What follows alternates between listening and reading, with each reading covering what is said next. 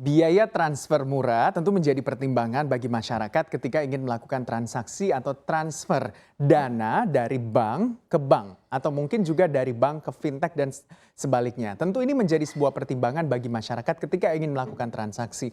Bagaimana tidak, tentunya sistem transfer ini semuanya memiliki layanan dan juga semuanya memiliki biaya masing-masing.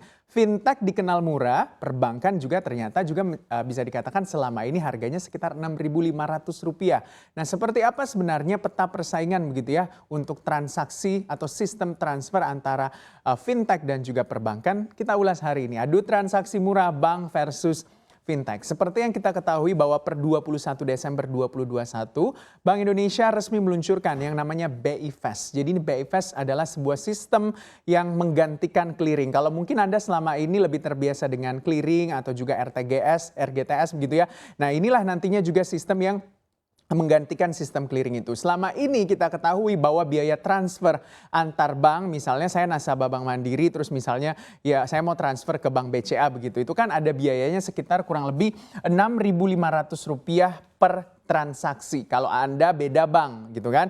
Nah, ini nantinya yang akan ditekan tentunya oleh Bank Indonesia hingga nantinya biayanya itu sekitar kurang lebih Rp2.500. Inilah yang dinamakan BI Fast. Tapi kalau kita berkaca zaman ya bisa dikatakan untuk biaya transfer murah itu sudah mulai terjadi ketika fintech juga semakin berkembang di Indonesia. Kalau Anda ingat begitu beberapa fintech yang menawarkan layanan transfer atau biaya transfer murah itu kan biasanya mungkin kalau Anda pengguna OVO, Anda transfer begitu ke rekening bank itu kan biayanya sekitar kurang lebih Rp2.500. Jadi mirip-mirip dengan BI Fast yang diterapkan per 21 Desember ini.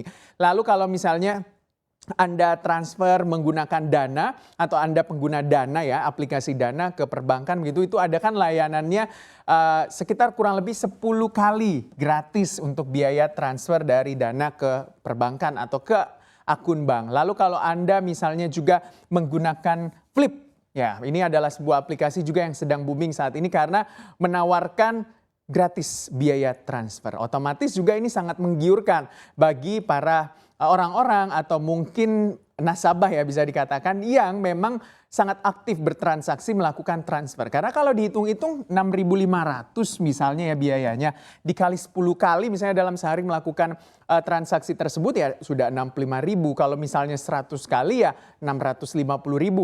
Ya terasa juga kalau misalnya melakukan atau aktif melakukan transaksi. Kalau misalnya dalam 1 bulan Anda aktif melakukan transaksi transfer, sangat berasa juga biaya Rp6.500 ini. Nah, ini tentunya yang juga menjadi perhatian dari Bank Indonesia, di mana BI Fast itu merupakan infrastruktur sistem pembayaran retail nasional yang dapat memfasilitasi pembayaran retail menggunakan berbagai instrumen dan juga kanal pembayaran secara seketika atau real time. Jadi, kalau mungkin di sistem lama yang tadi saya jelaskan ada namanya sistem clearing atau SKNBI itu kan ya biayanya kurang lebih Rp2.900 per transaksi, tapi SKNBI ini hanya sampai sore. Jadi kalau Anda menggunakan sistem clearing biasanya sampai layanan perbankan itu ditutup di hari pelayanan tersebut. Jadi biasanya sampai jam 3 atau jam 4 sore lah.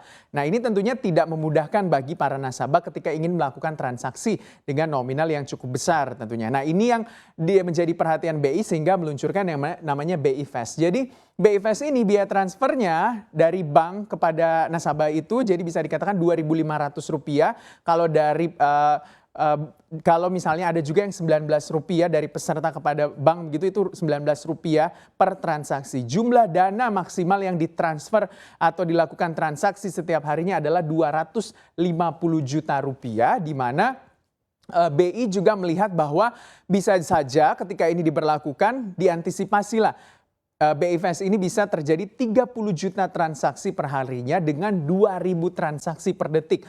Nah, bahkan Bank Indonesia juga menyebutkan bahwa selama ini kan kita ketahui bahwa biaya Rp6.500 itu menjadi fee based income dari bank atau pendapatan non bunga dari perbankan begitu ya.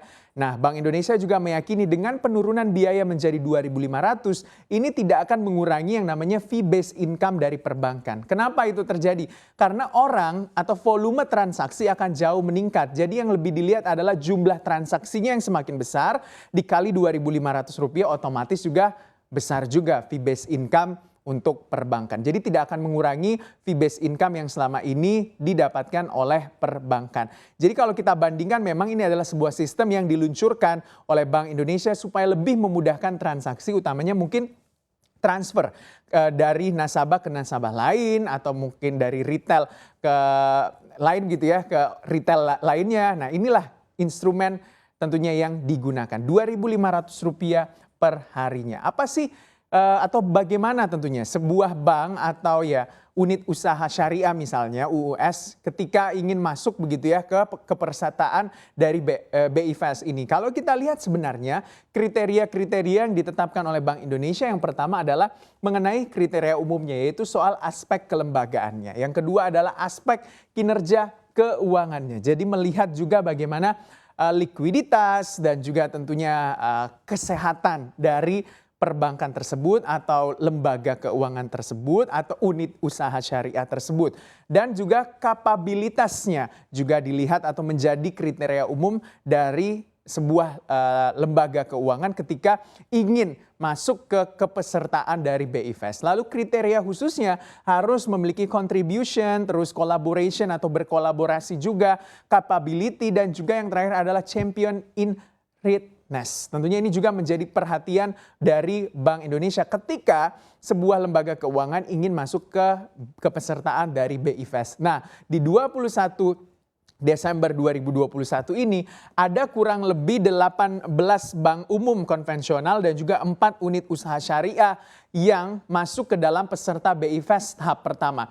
Yaitu kalau kita lihat Bank BTN dan juga Bank BTN Syariah, lalu ada juga DBS Bank, lalu Permata Bank dan Permata Bank Syariah, lalu ada BMRI atau Bank Mandiri, BDMN, Bank Danamon dan Danamon Syariah, CIMB Niaga dan CIMB Niaga Syariah, lalu BBCA atau BCA, HSBC atau HSBC, ini juga masuk, UOB, Bank Mega, BBNI atau Bank BNI, lalu BSI, Bank Syariah Indonesia, ada juga Bank Rakyat Indonesia, OCBC Bank, BCA Syariah, lalu Bank Sinarmas, Citibank, dan juga BWS atau Bank Wuri Bersaudara begitu ya, Bank Wuri Saudara. Ini juga yang masuk ke dalam masuk ke dalam kepesertaan BI Fast tahap pertama. Nah, ini sudah berlaku di tanggal 21 Desember 2021. Tentunya BI Fast ini dilakukan di 2 tahap kalau untuk kepesertaan dari BI Fast. Karena kita tahu bahwa di Januari di pekan keempat nantinya juga ada tahap 2. Nah, BI Fast tahap 2 di Januari 2022 atau di pekan keempat juga ada sejumlah bank umum dan juga konvensional dan juga tentunya unit usaha syariah, serta juga bisa dikatakan masuk ke dalam BI Fast tahap kedua di pekan keempat Januari 2022. Yang pertama adalah Custodian Central Efek Indonesia atau KSEI, lalu ada juga Bank Sahabat Sampurna atau Bank Sampurna ya, ada BBHI atau Alobank, lalu ada Bank Maspion, lalu ada KEB Hana Bank, ini merupakan bank asal Korea begitu ya, Bank Raya atau selama ini Anda kenalnya dengan Bank BRI Agro Niaga. Bank Raya juga masuk di tahap kedua BI Fast ini, lalu Bina atau Bank Ina, lalu Mandiri Taspen, Nobu National Bank atau Nobu, terus BJTM, Bank Jatim dan juga unit usaha syariahnya, Bank Jatim Syariah, lalu Bank Mestika, Bank Mas, BGTG atau Bank Ganesa, OCBC NISP atau dengan juga unit usaha syariahnya atau OCBC NISP Syariah, lalu BCA Digital. Ini juga merupakan anak usaha dari BCA ya bisa dikatakan. Lalu Bank Sinarmas dan unit usaha syariahnya Bank Sinarmas Syariah, Bank Jateng dan juga Bank Jateng Syariah, Standard Chartered, Bali Dwipa dan juga Bank Papua. Nah, sebenarnya tujuan dan juga harapan bagi BI Fast ini yang pertama adalah BI terus mendorong terwujudnya SP Retail di era digital yang cepat, mudah, murah, aman dan juga handal melalui pengembangan infrastruktur face payment. Lalu face payment juga menjadi game changer untuk mengantisipasi perkembangan transaksi digital ke depan termasuk dalam memfasilitasi transaksi cross border. Akselerasi persiapan calon peserta untuk bergabung ke BI Fast juga persyaratan yang ditetapkan agar dapat onboarding sesuai dengan window yang dibuka BI secara berkala. Sinergi antara BI dan juga industri untuk mendukung kebijakan Bank Indonesia ke depan dalam rangka terciptanya ekosistem ekonomi dan juga keuangan digital. Dan terus berinovasi dengan mengoptimalkan value added layanan BI Fast dan juga consumer centric sebagai sebagai pembuka jalan inklusi keuangan dan juga ekonomi melalui efisiensi transaksi.